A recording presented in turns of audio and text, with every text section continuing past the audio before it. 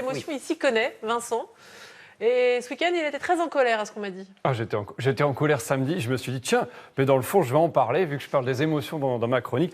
On était partis avec Wahiba et Frédéric, véridique, pour aller faire du simulateur de chute libre. Donc, j'étais tout enthousiaste, vous imaginez, comme un enfant qui va découvrir un nouveau cadeau, une nouvelle expérience. Et on arrive, qu'est-ce qui se passe? Eh bien, en fait, l'organisateur qui n'a pas bien organisé, on n'est pas prévu, ni Frédéric ni moi, donc Wahiba était prévu, et ni Frédéric ni moi n'étions prévus. Bref, il nous a dit... Parce que ce que vous ne savez pas, c'est que Wahiba, elle avait dit non, mais j'ai pas du tout envie de le faire avec eux. Ah, si. Surtout, vous les Wahiba avait notez bien pas. communiqué l'information pour le coup, et là, en l'occurrence, alors ce monsieur n'entend pas spécialement ma colère, et puis ben voilà, moi je dis oh non mince, voilà, je suis en train de...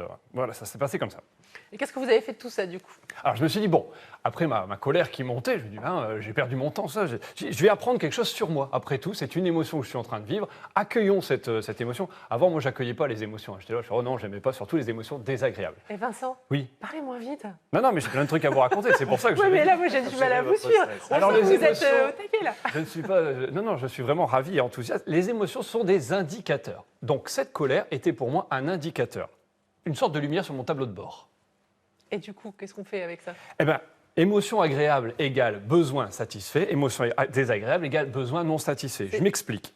Si je ressens quelque chose de l'ordre de la joie par rapport à une expérience, parce que juste après, j'ai été faire du sport, voilà, j'étais très très joyeux, eh ben, c'est en train de me dire, tiens, il y a quelque chose là que je suis en train de vivre qui m'indique quelque chose, une émotion plutôt agréable, la joie, c'est que j'ai des besoins qui sont satisfaits. Lesquels? Eh bien voilà, je suis en train de faire du volleyball, parce que je joue au volley, eh bien tout simplement le plaisir de me dépenser, de me challenger lors d'un match, c'était du beach volley, donc je jouais dehors, le plaisir d'être au soleil, le besoin d'être dans la nature. Ça répond à différents besoins. Voilà pourquoi cette émotion est plutôt agréable. Alors, du coup, quand on a peur ou qu'on est triste, c'est lié à un manque. Donc de effectivement, alors contrairement à ce que disait M. Servan, je pense que les émotions ne sont pas négatives ou positives, elles sont agréables ou désagréables. Là, c'est plutôt désagréable, mais ça reste positif parce que ça m'apprend encore quelque chose. Ça m'apprend quoi? Je reprends mon exemple de colère. Ça m'apprend à un moment donné que qu'est-ce que j'ai besoin dans cette situation? J'ai besoin d'être respecté dans mon temps. Bah oui, dans ma gestion du temps. J'ai fait un aller-retour pour rien, j'ai l'impression d'avoir perdu mon temps. J'ai besoin aussi peut-être d'être entendu, d'être compris. Ce monsieur, quand je lui ai dit que j'étais un peu agacé d'avoir perdu mon temps, il dit « Oh bah c'est pas grave, au moins vous verrez à quoi il ressemble le simulateur ». Je fais « C'est super, mais bon, je pouvais le voir sur Internet ». En même temps, peut-être que lui, il se dit, mais il me saoule, j'ai pas le temps, j'ai tout mon planning, il est en colère aussi contre vous. Après, il y a aussi des... Effectivement. Alors, ce qui est intéressant dans ce que vous venez de dire, c'est que je me suis dit, moi, quelque chose, il doit se foutre de moi. Et le problème, c'est qu'en me disant ça, j'ai renforcé ma colère. Vous voyez ce que je veux dire? C'est pas ça que vous auriez dû faire. Il y a des techniques pour se calmer. Effectivement, très souvent, on vit, mettons, une expérience qui nous crée une émotion, mais parfois on renforce cette émotion, cette colère pour le cas, par finalement un dialogue interne et qui n'est pas du tout justifié. Parce que ça tombe, ce monsieur-là n'était pas en train de se moquer de moi du tout. Non, parce qu'on analyse tout seul la réaction de l'autre. Exactement. C'est une bêtise. Imaginez une histoire. Vous êtes dans le métro. Tout d'un coup, on vous pousse par derrière. D'accord? Vous imaginez la situation. Tout le monde l'a déjà peut-être vécu.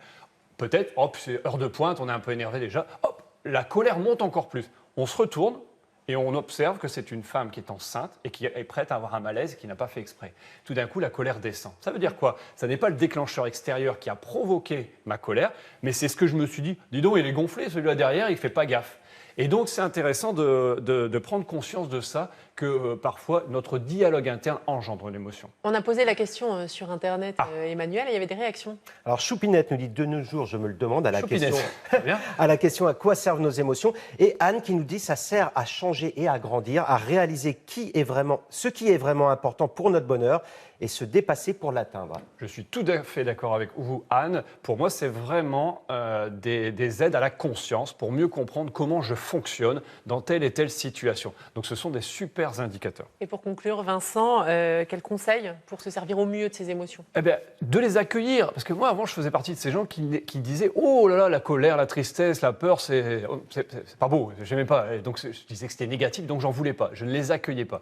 Aujourd'hui, je me dis « Mais non, ok, ça fait partie, c'est ce qui fait que je suis vivant. J'ai des émotions et elles existent. Qu'est-ce que j'en fais ?» Donc ça, c'est le premier conseil.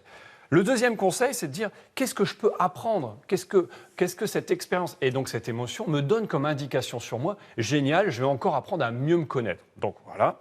Et enfin, un dernier conseil, c'est d'apprendre aussi à lâcher très vite. L'émotion est un indicateur. Ah, le lâcher prise. Si je ressasse cette histoire en me disant « Dis donc, il est gonflé, il aurait pu quand même trouver un arrangement patati », je me fais du mal tout seul. Et il n'y a personne d'autre qui est en train de me faire du mal, c'est moi qui, en ressassant les choses, continue d'engendrer cette émotion. Donc là, dans ce cas-là, ça n'est plus juste, l'émotion n'est plus un indicateur et je suis en train de me faire mal tout seul. Faut pas se faire mal tout seul. Merci beaucoup, Vincent. Donc, si j'ai bien suivi, vous n'avez pas testé le simulateur de chute libre. Frédéric, vous n'avez pas testé le simulateur de chute libre. Mais Waiba, c'était comment? On a l'impression d'être sur un gros coussin d'air et puis on était une boule de flipper à être basculé de droite à gauche. Bon, ça vous a plu? Ouais, c'est intéressant. C'est rigolo comme expérience. Ouais, c'est rigolo, je dirais plutôt ça, c'est amusant. Bon, et ça vous a plu de regarder? C'était ça vous a très donné envie impressionnant à voir. Waiba a volé et puis Vincent de mauvaise humeur. Ah, j'imagine. Voilà.